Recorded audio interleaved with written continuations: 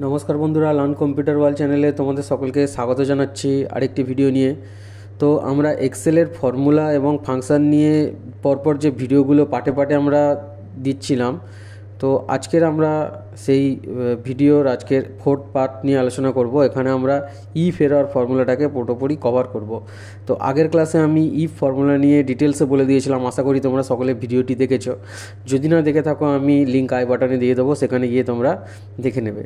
তো চলো আজকের আমরা ইফ এরর ফর্মুলাটাকে একটু বুঝে নিই। তো চলো বেশি কথা না বাড়িয়ে আমরা আমাদের মূল ভিডিওর দিকে চলে যাই।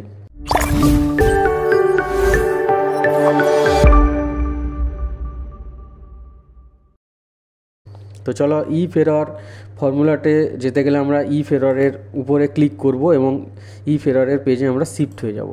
তো দেখো আমি এখানে ইফ এররের কয়েকটি এক্সাম্পল এখানে আগে থেকে তৈরি করে রেখেছি। এক্সাম্পল 1, এক্সাম্পল 2, এক্সাম্পল 3 এবং এক্সাম্পল 4। তো এখানে ইফ এরর ফর্মুলাটা কিভাবে কাজ করে তোমরা দেখো। ইফ এরর বলতে যদি আমার ফর্মুলাতে কোনো রকম কোনো ভুল থাকে তখন এরর শো করে।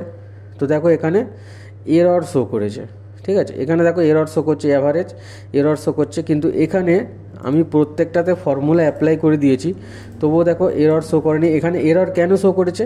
কারণ এখানে আমি কোনো সংখ্যা বসাইনি বলে এখানে এরর শো করছে। এখানে নেম আছে, ক্লাস আছে, রোল আছে, তারপর সাবজেক্ট দেওয়া আছে, অ্যাভারেজ দেওয়া আছে। আর এখানে ইফ, এখানে নর্মাল অ্যাভারেজ দেওয়া আছে, আর এখানে অ্যাভারেজ ইফ অ্যাভারেজ দেওয়া আছে ইফ এররের সাথে।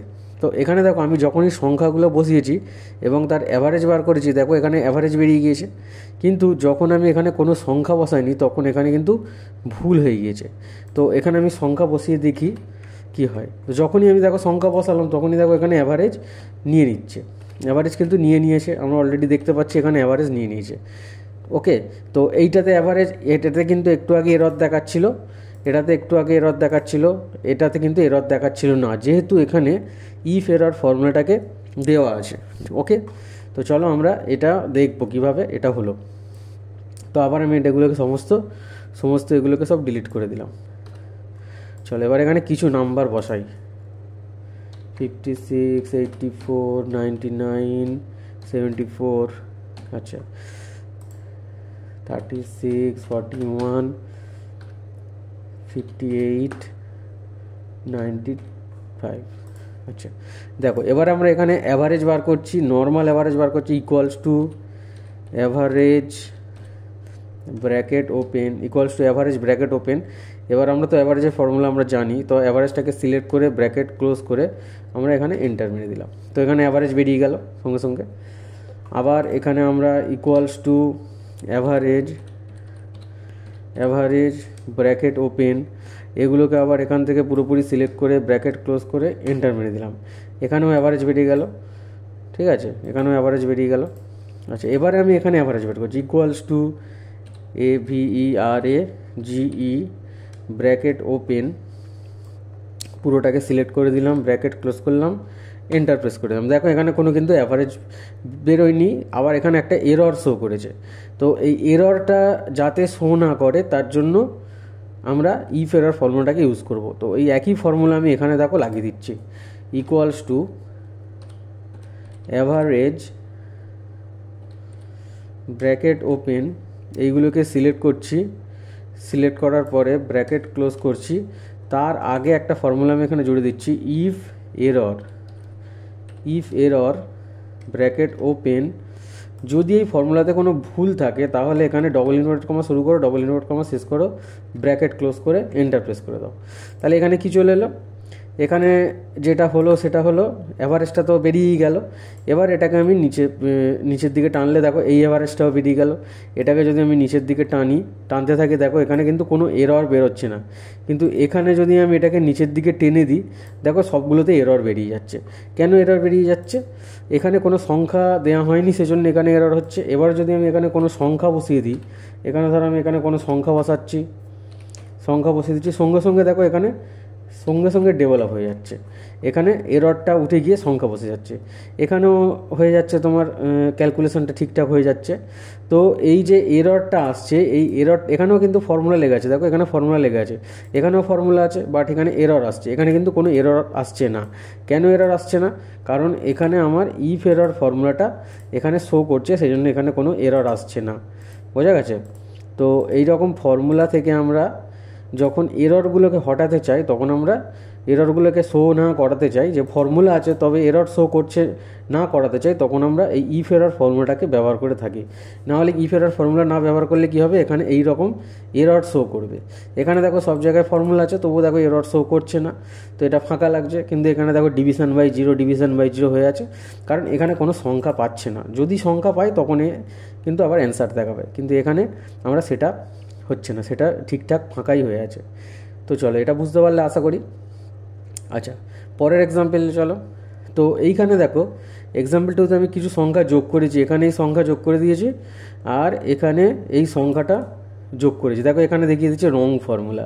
কেন রং ফর্মুলা দেখাচ্ছে আমি তোমাদেরকে দেখিয়ে দিই। দেখো, তো এই তিনটে সংখ্যা আমি এখানে যোগ করছি, আর এই তিনটে সংখ্যা আমি এখানে যোগ করছি। যখন কোনো ফর্মুলা যোগ করার সময় তুমি ফর্মুলার নামটাকে ঠিকঠাক করে দিয়ে ফর্মুলাটাকে ক্লোজ করে এন্টার প্রেস করবে, তখন কিন্তু অ্যান্সার বেরিয়ে যাবে। কোনো কারণে যদি তোমার ফর্মুলার নামটা ভুল হয়ে যায়, ফর্মুলার নামটা যদি কোনো কারণে ভুল হয়ে যায়, তখন তোমার এখানে অ্যান্সারটা কিন্তু নেম বলে দেখিয়ে দেয়।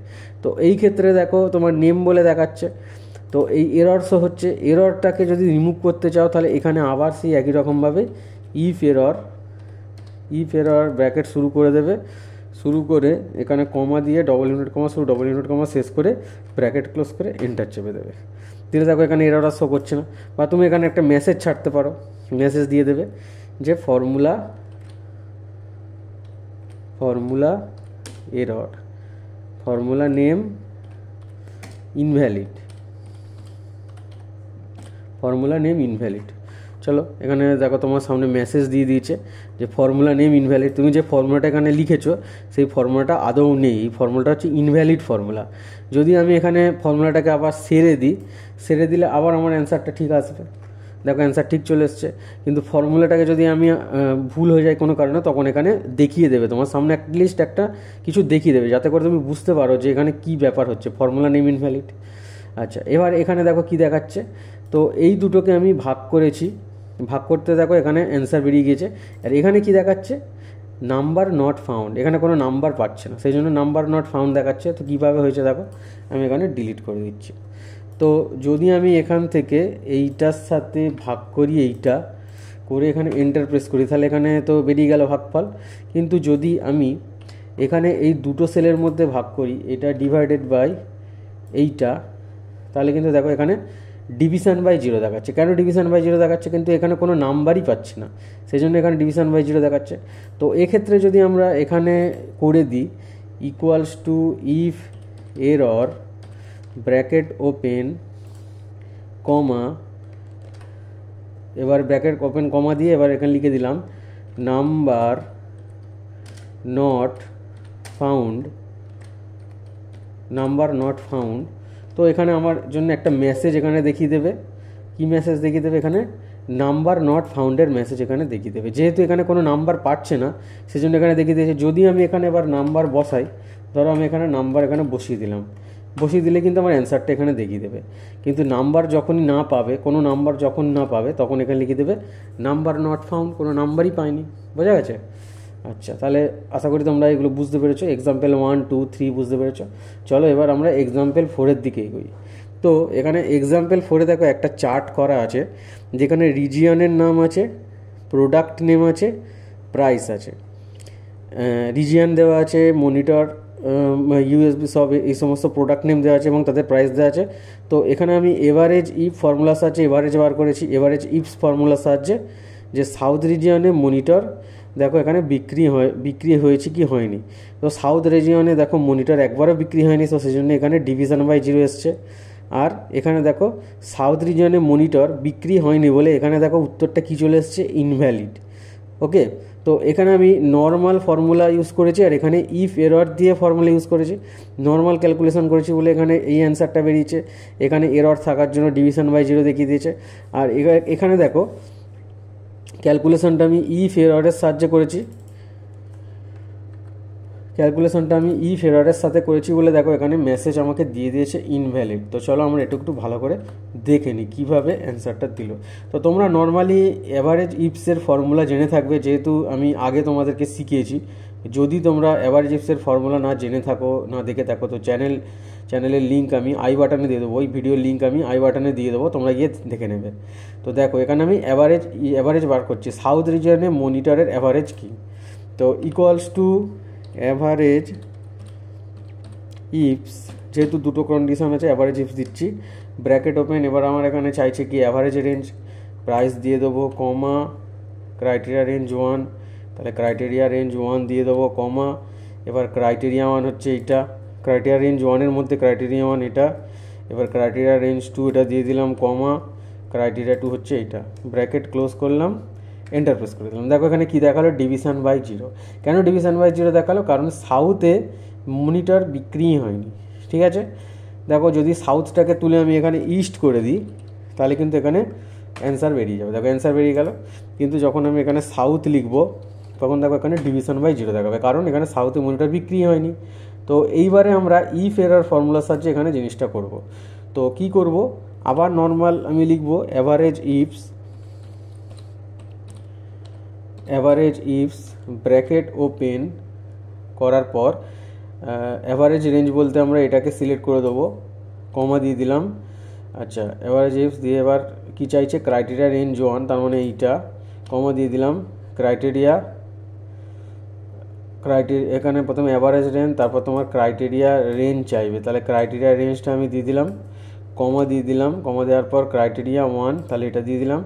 এবার হচ্ছে ক্রাইটেরিয়া রেঞ্জ 2, তার মানে এটা দিয়ে দিলাম, কমা দিয়ে দিলাম। ক্রাইটেরিয়া 2 এটা দিয়ে দিলাম, ব্র্যাকেট ক্লোজ করে দিলাম। আর এখানে একটা ইফ এরর ফর্মুলা আমি এখানে ইউজ করে দিলাম, ইফ এরর ফর্মুলা আমি এখানে ইউজ করে দিলাম এবং এখানে লিখে দিলাম যে ইনভ্যালিড, নট